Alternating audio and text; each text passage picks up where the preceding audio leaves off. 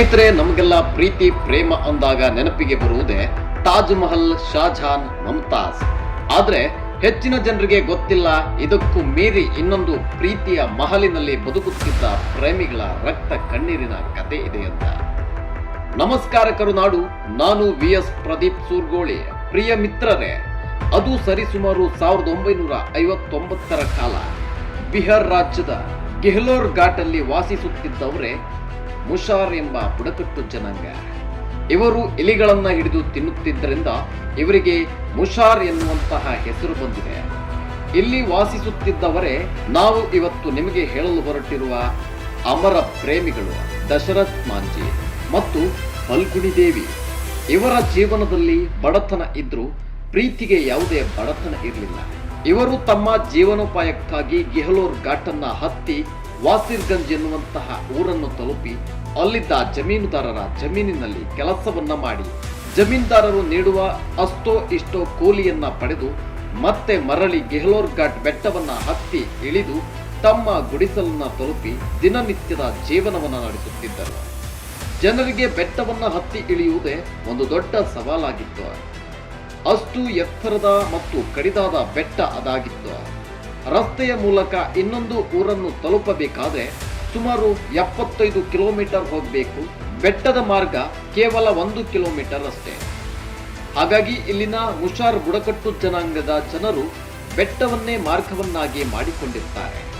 ಇನ್ನು ದಶರಥ್ ಮಾಂಜಿ ಮತ್ತು ಫಲ್ಗುಣಿ ದೇವಿ ಬಹಳ ಅನ್ಯೋನ್ಯವಾಗಿ ಜೀವನ ನಡೆಸುತ್ತಾ ಇರ್ತಾರೆ.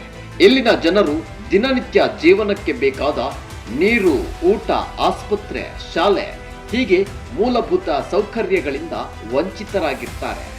ಇವರು ಕೀಳು ಜನಾಂಗ, ಕೆಳವರ್ಗದವರು ಎಂದು ಅನೇಕ ಜನರು ಇವರನ್ನ ಶೋಷಣೆ ಮಾಡ್ತಾ ಇದ್ರು. ಹಾಗಾಗಿ ಇವರು ಪೇಟೆಗೆ ಸಂಪರ್ಕ ಇಲ್ಲದ ಜಾಗದಲ್ಲಿ ವಾಸಿಸುವಂತಾಯಿತು. ಇನ್ನು ದಶರಥ್ ಮಾಂಜಿ ಎಂದಿನಂತೆ ತನ್ನ ಹೆಂಡತಿಗೆ ತಾನು ಕೆಲಸಕ್ಕೆ ಹೋಗಿ ಬರ್ತೇನೆ ಎಂದು ಹೊರಟೇ ಬಿಟ್ಟ. ಹೀಗೆ ಮಧ್ಯಾಹ್ನದ ಹೊತ್ತಿಗೆ ಹೆಂಡತಿ ಫಲ್ಗುಣಿ ದೇವಿ ತನ್ನ ಮಗುವನ್ನು ಮನೆಯಲ್ಲೇ ಬಿಟ್ಟು ತನ್ನ ಪತಿದೇವರಿಗೆ ಊಟ ನೀರನ್ನ ಹೊತ್ತುಕೊಂಡು ಬೆಟ್ಟವನ್ನ ಹತ್ತಲು ಪ್ರಾರಂಭಿಸ್ತಾಳೆ. ಸೂರ್ಯನ ಪ್ರಕಾಶಮಾನವಾದ ಬಿಸಿಲಿನ ತಾಪಕ್ಕೋ ಅಥವಾ ಯಾವ ಅನಿಷ್ಟಗಳ ಕಣ್ಣು ಈ ಅನ್ಯೋನ್ಯ ದಂಪತಿಗಳ ಮೇಲೆ ಬಿತ್ತೋ ಗೊತ್ತಿಲ್ಲ. ಹೀಗೆ ಬೆಟ್ಟದ ತುತ್ತ ತುದಿಯಿಂದ ದಶರಥ್ ಮಾಂಜಿಯ ಪ್ರೀತಿಯ ಮಡದಿ ಫಲ್ಗುಣಿ ದೇವಿ ತನ್ನ ಕಾಲು ಜಾರಿ ಬೆಟ್ಟದಿಂದ ಕೆಳಗೆ ಬಿದ್ದು ಬಿಡ್ತಾಳೆ. ಇತ್ತ ಎಷ್ಟು ಹೊತ್ತಾದರೂ ತನ್ನ ಹೆಂಡತಿ ಬಾರದೇ ಇದ್ದುದನ್ನು ಕಂಡು ಮಾಂಜಿ ಹೆಂಡತಿಯನ್ನು ಹುಡುಕಿ ಮನೆಯತ್ತ ನಡೆಯುತ್ತಾನೆ. ಬರುವ ಬೆಟ್ಟದ ದಾರಿಯಲ್ಲಿ ತನ್ನ ಮಡದಿ ರಕ್ತ ಸಿಕ್ತವಾಗಿ ಬಿದ್ದು ನರಳುತ್ತಿರುವುದನ್ನು ಕಂಡು ಕೂಡಲೇ ಹೆಂಡತಿಯನ್ನು ಹೊತ್ತು ಬೆಟ್ಟವನ್ನು ದಾಟಿ ಆಸ್ಪತ್ರೆಯತ್ತ ನಡೀತಾನೆ. ಆಸ್ಪತ್ರೆಗೆ ಹೋಗುವುದರೊಳಗೆ ಫಲ್ಗುಣಿ ದೇವಿ ತನ್ನ ಕೊನೆಯುಸಿರು ಎಳೆದಿರ್ತಾಳೆ. ಈ ಘಟನೆಯಿಂದ ವಿಪರೀತ ನೊಂದ ದಶರಥ್ ಮಾಂಜಿ ತನ್ನ ಹೆಂಡತಿಯನ್ನ ಬಲಿ ತೆಗೆದುಕೊಂಡ ಗೆಹ್ಲೋರ್ ಘಾಟ್ ಅನ್ನು ಒಡೆಯಲು ಮುಂದಾಗ್ತಾನೆ. ತಾನು ಪ್ರೀತಿಯಿಂದ ಸಾಕಿದಂತಹ ಕುರಿಗಳನ್ನ ಮಾರಿ ಬಂದ ಹಣದಿಂದ ಸುತ್ತಿಗೆ ಮತ್ತು ಚೇಣನ್ನ ಖರೀದಿ ಮಾಡ್ತಾನೆ. ಬಿಸಿಲು ಮಳೆ ಎನ್ನದೆ ಬೆಟ್ಟವನ್ನ ಒಡೆಯಲು ಮುಂದಾಗ್ತಾನೆ. ದಿನನಿತ್ಯ ಬೆಟ್ಟವನ್ನು ಒಡೆಯುವ ಮಾಂಜಿಯನ್ನು ಕಂಡು ಜನರು ಈತನಿಗೆ ಹುಚ್ಚು ಹಿಡಿದಿದೆ ಎಂದು ಆಡಿಕೊಳ್ತಾರೆ.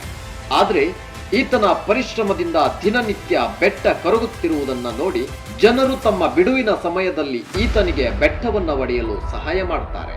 ಸುಮಾರು 22 ವರ್ಷಗಳ ಮಾಂಜಿಯ ಸತತ ಪ್ರಯತ್ನದಿಂದ 360 ಅಡಿ ಉದ್ದ, 25 ಅಡಿ ಎತ್ತರ ಮತ್ತು 30 ಅಡಿ ಅಗಲವಾದ ಬೆಟ್ಟವನ್ನ ಕಡಿದು ರಸ್ತೆಯನ್ನ ನಿರ್ಮಾಣ ಮಾಡ್ತಾನೆ. ಹೀಗೆ ದಶರಥ್ ಮಾಂಜಿ ತನ್ನ ಹೆಂಡತಿಯನ್ನು ಬಲಿ ತೆಗೆದುಕೊಂಡ ಬೆಟ್ಟವನ್ನ ಕಡಿದೇ ಬಿಟ್ಟ. ತಾನು ಅಂದುಕೊಂಡಿದ್ದನ್ನ ಸಾಧಿಸಿಯೇ ಬಿಟ್ಟ. ಮಾಂಜಿ ಈ ಸಾಧನೆಯಿಂದಾಗಿ ಬುಡಕಟ್ಟು ಜನಾಂಗದ ಗೆಹ್ಲೋರ್ ಘಾಟ್ ಮತ್ತು ನಗರ ಪ್ರದೇಶದ ನಡುವೆ ಇದ್ದ 75 ಕಿಲೋಮೀಟರ್ ಅಂತರ ಕೇವಲ 1 ಕಿಲೋಮೀಟರ್ಗೆ ಇಳಿಯಿತು. ಇಷ್ಟಾದ ಮೇಲೆ ಈ ದಾರಿಗೆ ತಾರನ್ನ ಹಾಕುವಲ್ಲಿ ಸರ್ಕಾರಕ್ಕೆ ಮನವಿಯನ್ನ ಇಟ್ಟು ಯಶಸ್ವಿಯಾದ. ಮಾಂಜಿಯ ಈ ಹೋರಾಟದಿಂದ ಮತ್ತು ಸಾಧನೆಯಿಂದ ಬುಡಕಟ್ಟು ಜನಾಂಗಕ್ಕೆ ಸರ್ಕಾರ ನೀರು, ಆಸ್ಪತ್ರೆ, ಶಾಲೆ ಹೀಗೆ ಮೂಲಭೂತ ಸೌಕರ್ಯವನ್ನ ಒದಗಿಸುತ್ತದೆ. ಹೀಗೆ ಬರಬರುತ್ತಾ ಮಾಂಜಿ ಪಿತ್ತಕೋಶದ ಕ್ಯಾನ್ಸರ್ನಿಂದ ಬಳಲುತ್ತಾರೆ. ಮಾಂಜಿಯನ್ನ ನವದೆಹಲಿಯ ಅಖಿಲ ಭಾರತ ವೈದ್ಯಕೀಯ ಸಂಸ್ಥೆಗೆ ದಾಖಲಿಸಲಾಯಿತು. ಇಲ್ಲಿ ಚಿಕಿತ್ಸೆ ಫಲಕಾರಿಯಾಗದೆ ಆಗಸ್ಟ್ 17, 2007ರಂದು ದಶರಥ್ ಮಾಂಜಿ ನಿಧನರಾಗುತ್ತಾರೆ. ಇವರಿಗೆ ಅಂದಿನ ಬಿಹಾರ್ ಸರ್ಕಾರ ಸರ್ಕಾರಿ ಗೌರವದೊಂದಿಗೆ ಅಂತ್ಯಕ್ರಿಯೆಯನ್ನು ನಡೆಸಿತ್ತು. ನಂತರ 2006ರಲ್ಲಿ ಸಾಮಾಜಿಕ ಸೇವಾ ವಲಯದಲ್ಲಿ ಪದ್ಮಶ್ರೀ ಪ್ರಶಸ್ತಿಗೂ ದಶರಥ್ ಮಾಂಜಿಯ ಹೆಸರನ್ನು ಸೂಚಿಸಲಾಗಿದೆ.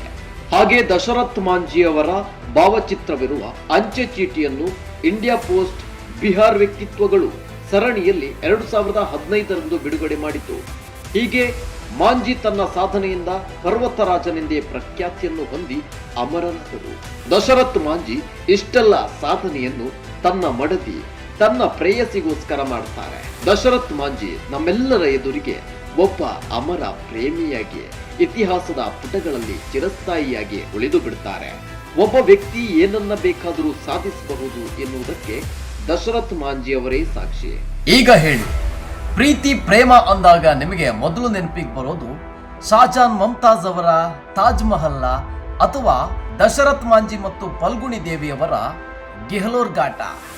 ಕಮೆಂಟ್ ಮೂಲಕ ತಿಳಿಸಿ. ನಮಸ್ಕಾರ.